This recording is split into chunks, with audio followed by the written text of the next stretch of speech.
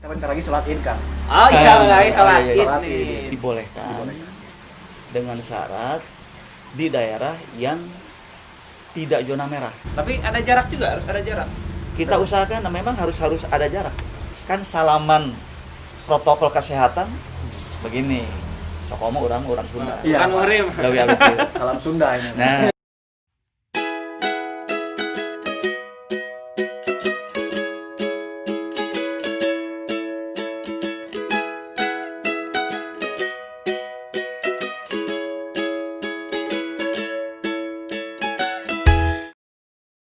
Terus ini kayaknya ada, saya baca dari sini Pak, mungkin ada followers yang mau bertanya nih ya. Sebentar. Ada ini Pak, nih saya bacakan ya dari beberapa orangnya. Sebentar, aduh, sampai terlalu panas. Sabar. Ini ada yang bertanya dari ini Pak, Intan APR 11 katanya. Kita nggak pulang kampung taat pemerintah karena emang keadaan. Yang lain malah pulang bikin story main-main nggak ada isolasi. Diingetin orang desa malah marah. Wek katanya. Berarti ini curhat Pak ya. Dia sudah mengikuti apa yang dianjurkan pemerintah, tapi dia melihat ada temennya yang pulang dijadiin story lagi gitu. Ini gimana Pak? Kita sebagai warga gitu ya. Gimana? Apakah ini si teteh ini harus meng-capture orangnya terus dilaporkan? Atau gimana sebaiknya Pak? oke. Kalau ada sebagian masyarakat yang mencoba untuk melanggar aturan, Ya. apalagi sampai misalkan apa namanya di story ya, pokoknya di medsos apa ya? Media sosial itu. saya kira kita yang berdisiplin jangan urutan berdisiplin. Betul. Nah, kalau tahu yang tidak berdisiplin melanggar aturan, ya tadi ya kita lapor ke petugas yang terdekat. Lapor ya. Iya, karena petugas itu diberikan kewenangan. Hari kita makanya bisa jadi pasean. Jadi pasean. Betul, karena benar Pak, kalau ke psikologis itu sangat ngaruh gitu. Iya. Ketika orang-orang, kita udah diem aja di rumah, orang-orang enak aja. Turun jalan-jalan. gitu. Jalan-jalan. Oh, ini ada yang curhat lagi nih Pak, dari Yoga Nugraha 96. Akun media dinas banyak yang nggak aktif katanya. Aduh, ini gimana Akun Pak? media sosial. Media sosial mungkin maksudnya ya. Oh iya. Iya, gimana Pak? Mungkin tanggapan Bapak. Ya, selepas kita ngobrol ini pun saya akan langsung kontak ke Infokom ya, Ya. Diskominfo. Diskominfo. Saya akan segera. Kenapa nih? Ada laporan dari masyarakat seperti itu. Iya. Ya, saya kira ini tidak boleh terjadi. Betul. Berarti pejabatnya nggak bener gitu kan, nggak melaksanakan tugas. Kurang, iya betul. Karena ini pribadi saya Pak ya, sebagai salah satu ini laporan dari admin katanya yang paling aktif itu BPBD, Satpol PP, yang paling bagus tuh dia respon pada masyarakat tuh cepat, tanggap. BPBD itu paling BPBD paling rajin, mungkin paling banyak kuota BPBD. oh mungkin anggaran dari Iya ada khusus mungkin ya. Oke, baik. Mau ditanya? Di sini ada yang nanya Pak. Kan setelah lebaran nih Pak, setelah lebaran masyarakat tuh jualan nih Pak, UMKM kan kembali new normal gitu Pak.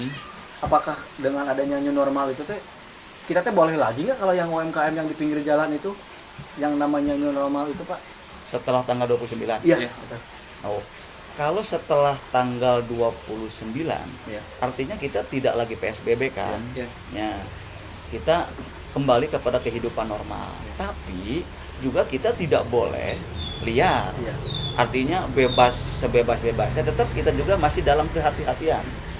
Jadi ulah pada PSBB, lepas PSBB, jadi kita udahlah euforia. Janganlah. Tetap kita juga harus berhati-hati, tetap kita juga menjaga sepertinya tidak boleh berkerumun terlalu bebas segala macam gitu loh. Intinya kan dari Pak Jokowi, pernyataan Pak Jokowi sendiri, kita tuh pasti bakalan berdampingan dengan COVID ini sendiri Pak. Nah, cara buat mensosialisasikan kepada masyarakat agar ya ini seperti rokok kalau kata Kang Rija tadi kita habis ngobrol ya soal ini kopi itu seperti rokok katanya berbahaya tapi tetap Banyak orang yang masih merokok. konsumsi. Nah, kopi juga apakah bakalan seperti itu Pak? Gitu. Jadi menurut saya yang namanya kita berdamai dengan COVID itu, COVID itu memang musuh kita, tapi kita lawan musuh juga jangan terlalu tegang-tegang amat. Justru dengan tegang-tegang kita justru imun kita jadi Berkurang. jadi down. drop, sehingga akan mudah menyerang si COVID itu. Jadi kita berdamai itu bukan artinya kita berdamai dekat-dekatan, nggak begitu. Iya. Oh, jadi kita pun tetap harus lawan itu corona dengan apa? Dengan kita melawan, dengan tidak kita takut berlebihan, jika kita drop. Artinya tetap harus kita lanjutkan dengan pola hidup yang bersih, kan gitu kan? Iya. Dengan kehati-hatian. Saya kira yang dikatakan berdamai itu seperti itu. Berarti bukan benar-benar kembali ke kehidupan yang kayak dulu, Pak ya? Ya, bukan berarti kita harus euforia langsung gitu ya. Secara bertahap. Bertahap ya. Jadi secara bertahap kita kembali ke kehidupan kita seperti biasa. Dan kita jadikan pengalaman dari corona ini, kita kan hidup ini kan lebih teratur. Kita ini Ya. lebih terbiasa. Biasa. Nah, kita biasanya kan kadang-kadang gitu. Ya. Kalau cuci tangan aja cuman Sekarang kalau nyampe rumah langsung cuci tangan. Ini mah kan nyuci baga anu setengah jam gitu. Nyuci baju atau apa cuci tangan. Oh, ya. Makin banyak anggaran juga mungkin bisa dihemat karena rapat online kayak gitu mungkin, Pak ya. Oh pasti. Iya kan ya? Nah, jadi anggaran kita pemerintah daerah dengan refocusing, dengan rasionalisasi ya dari kegiatan-kegiatan yang memang belum urgent dalam konteks waktu. Iya. Ya kita pending dulu, kita pakai untuk Covid ini. Oh, ini ada yang nanya Solih Malik, Pak. Masalah bantuan sembako dan uang dari pemerintah, Pak.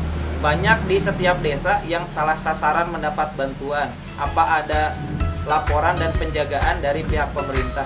Oke.